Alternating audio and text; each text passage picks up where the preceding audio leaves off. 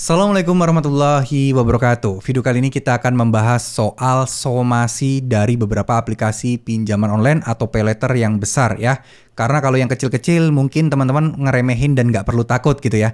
Tapi sebenarnya yang besar juga teman-teman tidak perlu takut kok. Contoh mungkin kayak Akulaku, Kredivo, SPayLater atau Spinjam, Kredit Pintar, dan lain sebagainya sebenarnya sama aja.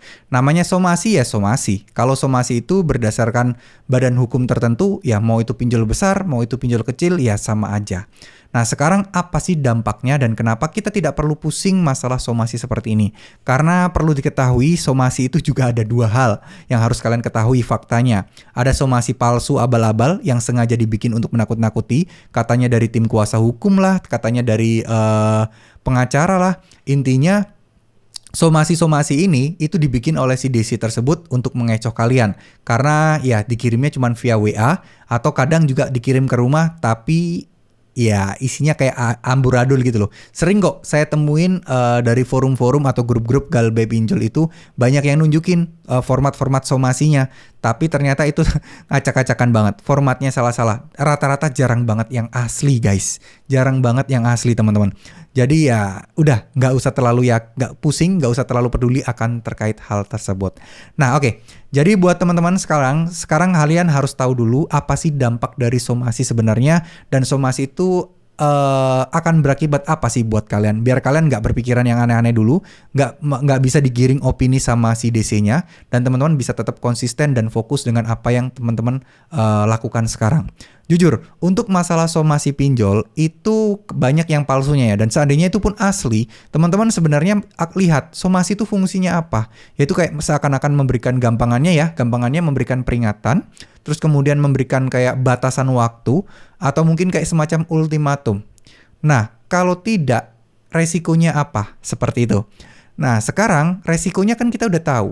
Bahwa mentok-mentok ya masuk pengadilan, sidangnya tapi sidang perdata, bukan pidana. Tapi fakta kenyataannya, seberapa banyak nasabah gagal bayar pinjaman online yang masuk sidang perdata? Berapa banyak? Nggak banyak dan mungkin hampir tidak pernah terdengar dan hampir tidak pernah terlihat. Utangnya berapa sampai masuk ke sidang itu? Itu ya, secara logika. Kan ini perdata ya. Ada gugatan. Nah, si pinjol harus menggugat dong. Menggugat kalian, apalagi kalian mungkin domisili di kota A, kota B, kota C. Dan gugatan ini harus dilakukan di kota tempat kalian tinggal sebagai nasabah yang gagal bayar. Sehingga si pinjol tentu saja ini menjadi sesuatu yang rumit dan ribet. Mereka harus menempatkan tim legal atau kuasa hukum di berbagai kota. Dan ya itu tadi, makanya ada orang yang khawatir kalau dapat somasi dari pinjol yang besar. Sama aja teman-teman, dari pinjol besar pun juga kemungkinan kecil sekali kalian akan masuk ke sidang perdata. Oke, Bang, tapi kan ada kemungkinan nanti resiko terburuknya bagaimana, tapi tetap kan kita akan masuk pengadilan dan lain sebagainya. Jadi nggak apa-apa, tenang dulu. Ketika kalian masuk sidang, ini ngomongin kemungkinan terburuk ya, sekali lagi. Apa sih yang akan terjadi? Ya di sana kalian akan dibacakan tuntutan-tuntutan dan gugatan-gugatan.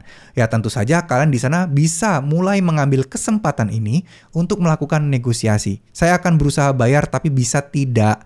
Ini untuk dihapuskan bunga dan juga dendanya. Jadi akan bayar pokok tapi saya cicil. Itu akan jauh lebih enak lagi jika sampai itu terjadi. Kenapa? Karena ya si Desi akan berhenti nagih. Karena ini sudah masuk pengadilan kok. Ya kalian masih harus membayar tapi membayarnya kalian sesuaikan dengan kesanggupan kalian. Ya itu kalau kita ngomongin kemungkinan terburuk. Tapi ya udahlah lupakan karena itu semua insya Allah nggak akan terjadi. Yang harus kita fokuskan saat ini adalah tetap berpegang teguh pada pendirian kita, ketenangan hati kita dan prinsip kita.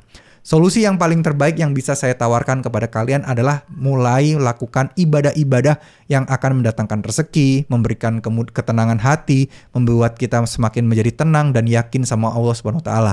Buat teman-teman yang mungkin non-muslim, saya yakin ada amalan-amalan khusus untuk ibadah kalian yang bisa menenangkan hati dan juga mendapatkan rezeki. Saya yakin pasti ada semuanya, tapi karena saya nggak ngerti, karena saya juga alhamdulillah muslim, jadi ya saya hanya menyampaikan tips-tips yang apa yang saya praktekkan dan saya lakukan aja. Pas saat dulu juga saya terjebak pinjaman hutang ya teman-teman. Nah, mulailah untuk melakukan ibadah yang paling sulit yang kalian lakukan saat ini. Paling simpel, paling umum adalah sholat tahajud.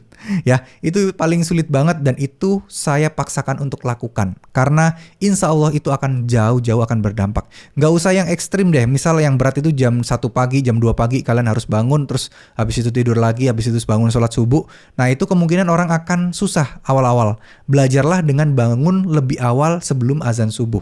Ya minimal setengah jam lah. Ya, kalian siap-siap sholat tahajud, kalian berdoa, kalian tulus ikhlaskan hati kalian meminta pertolongan sama Allah, itu akan jauh-jauh lebih efektif dan juga efisien. Pertolongan dari Allah akan jauh-jauh lebih berasa minimal dari ketenangan hati kalian dulu, minimal dari keyakinan kalian dulu.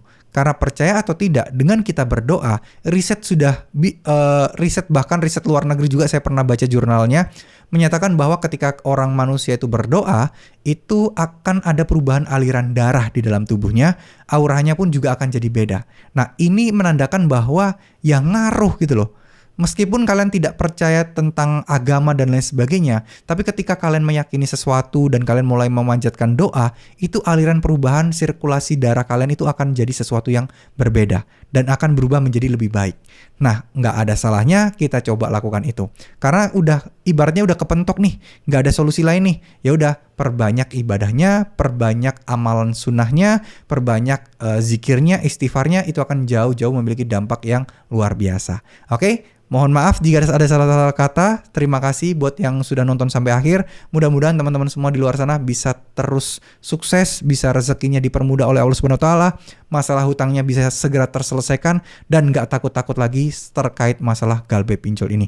Insya Allah semuanya beres, niatkan baik-baik dalam hati kalian, insya Allah semuanya pasti akan jalan. Terima kasih, mohon maaf jika ada salah-salah kata. Wassalamualaikum warahmatullahi wabarakatuh.